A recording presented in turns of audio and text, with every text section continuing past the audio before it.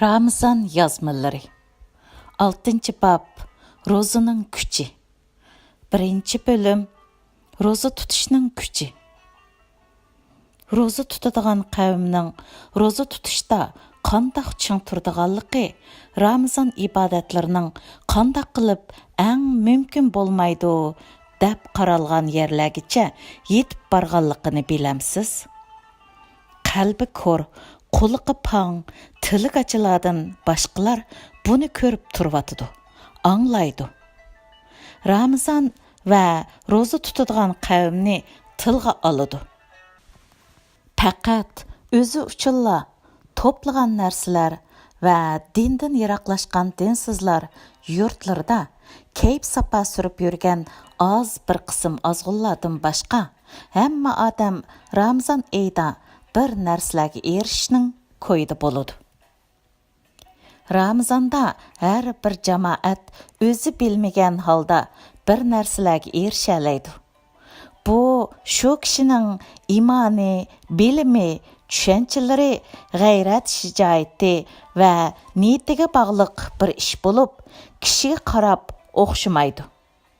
Eng taqvo insonlardan Ramizonda jamoat bilan tang darajada ibodatlarga qizg'in bo'lgan.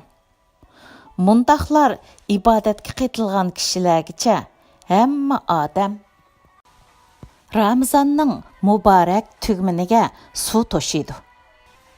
Ramizan qizg'inligi kuchaygancha jamoat shuncha kuchaygandek bo'ladi. Chunki Ramizan jamoatning cho'nqur qatlamlariga vakillik qiladi. Millatni yiltizi kuchli millatga aylantirdi va millatning cho'nqur qatlami kuchaygan siri ba'zilar gumon va vasvasaga tushidi. Shu iqindiki u ba'zilar Ramizan oyining uylarga, ko'ch-ko'ylarga, shaharlarga va butun vatanga ilib kelgan ilohiy furqini yoqtirmaydi. Shaytonlarning Allah tarafidan bog'lanib qilishi ularning do'stlarini bearam qiladi. Shu bearamchilikni ularning yozganlaridan, qilgan so'zlardan, ish harakatlaridan, sukutlardanmi ko'rib olg'il bo'ladi. Bu kishilar umidsiz ozg'unlar. Yillardan beri bularni bu vatandan yo'q qilish xiyollari har yil muborak Ramizan oyida texmi ozg'un va gumroh bir shaklda qaytib keladi. Biroq Ramizandan bular qechib qutulolmaydi. Ochiqlansimi, zarlansimi, ularning qochalishi mumkin emas. Xuddi shoir aytgandek, bir shamki Tangri yoqqan, puvlab o'chirolmas. Rangini buzadi, shaklini buzadi, lekin Alloh yaratganni hech qachon buzishga imkoningiz yo'qdir. Mush yaqinda anglagan bir hikoya bor edi. Balkim xalqning ro'yi yiltizlaridan yiroqlashib ketgan ahmoqlarga bir dars bo'lib qolgusi. Xoqon oq bayroq bilan paranglashayotdik. Tuyuqsiz bir telefon keldi. Xoqon menga o'zir xoliq aytib, qarish taraf bilan so'zlashishga boshladi. Qarish tarafga, "Heliqi biz deskidan ovozni anglagan ustozimiz borgu, men hozir shuning yenida" dedi. U telefondagi men tonimagan odamdan bir salom oldim. Asli vaqalikni telefonni qo'ygandan keyin Xoqon menga so'zlab berdi. O'xshash bir qamoqxonada yotgan ekan. Esimda qilishicha 15 yilda kesilgan. Telefondagi qarish taraf texi yaqinda jazo muddati tugab qo'yib berilibdimish. Muhtaram Xoqonning turma kunlarini bildiganlar uning turma kameralarini haqiqiy bir madrasaga aylantirganligini biladi. U yerda birinchi moddasi Qur'on tafsirisi bilan ilib berildigan muntizim bo'lgan muarif shakllangan edi. Dal shu mezgillarda kameraga kirganda sovg'a qilingan bizning tafsir sin filmimizni boshdan oxirigacha ko'ribdi. U kamerda qachon tafsir anglash uchun quloqliqini taqsa, telefonda mang salom yo'llagan bu zot biz bilan hech koring yo'q, un alg'u lentisi anglaysan deb ayiblaydi ekan. Xaqanning aytishicha, bir kuni yana un alg'uda tafsir anglayotgan ekan, u kishi yana ayiblabdi. Shuning bilan quloqliqini chiqarib, uning qulog'iga taqabdi va mushuni anglayapman debdi. Shuningdan boshlab u tafsir anglashga herisman bo'lib qopdi. Bu dal mushu odamning hikoyasi edi. Yuz bergan shu voqea sababidan bu kishiga yana 1,5 yil qamoq jazosi hukm qilinibdi.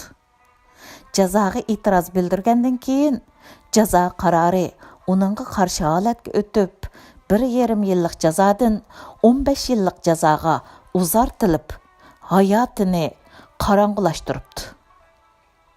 E'tirozdan keyin 15 yillik jazoning ustiga yuklangan kuni bir qandil kuniga to'g'ri kelgan bo'lib, bir mezgildan buyon aroq sharobdan mehrini uzib tövbe qilgan bu odam bu zulmatlik jazo qarorining qayg'usida Anqaradagi meyxonlardan haromga yer izlabdi. Nega borsa shu yerda qandil kuni munosabati bilan taqaldi deb yozilgan ekan. Oxiri ko'chining pinhon bir yerdan chiroqlari xira yongan bir ochiq meyxona tepibdi. O'zidan boshqa hech kim yo'q ekan. Yanada shu yerdagi hamroh bo'lg'ich xonimlar bor ekan. Aroq ichadiganligini aytibdi. Bir hayol o'tgandan keyin aroq keltirilibdi. Xizmatkorlar beshi uningdan so'rabdi. Sen alaviymi? Bu odam yo'q debdi. Undaqda sen g'ayri musulmonmi? deb so'rabdi. Bu odam yana yo'q javobini berganda, bu xizmatchi uni bugun qandil kuni ekanligini bilmamsan, nimishqa aroq ichsan deb ayblab ketibdi. Ummo o'zini aqlab, lekin sizlarmi bu yerda aroq setyapsizlar-ku degan ekan xizmatkorning. Agar sen ichkil kelmasang, bizmi sotmaydiq degan javobini olibdi. Bu hikoyaning oxirida bu bizning odam shunday qilib u yerda aroqning pulini to'lib o'tib, aroqni icholmay u yerdan uchqandek chiqib ketganligini qayd qiladi. Shundoq sizlarga deb bermoqchi bo'lgan hikoyam mushu. Hikoyamiz bizga bu vatanda kishilarni mast qilib, gunohga ko'ndirib, ularni islomdan yiroqlashtirishni xiyol qilganlarning xatolashganligini tushuntirdi. Bu Ramizan oyig'imi o'xshash ma'noda keladi. Ular qo'lidan kelishicha qarshilik va joyillik bilan islomga o'chmanlik qilsa-mu, bu vatanni, bu tuproqlarni islomdan yiroqlashtirib etolmaydi.